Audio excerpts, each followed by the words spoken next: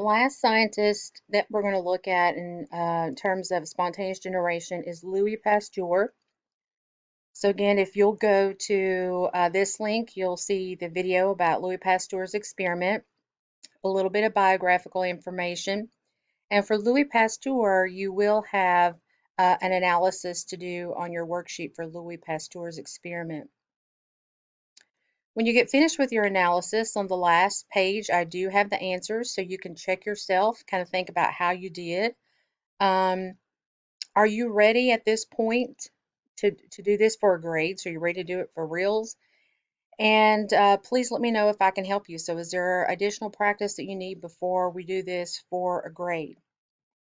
And then over here, I have some other items of interest. When we're talking about spoiled food, when you're talking about Louis Pasteur, something else that might come up is something called the germ theory of disease.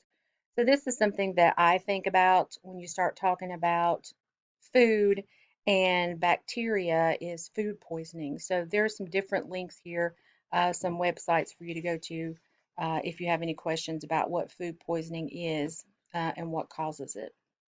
And also a little something known as the double dip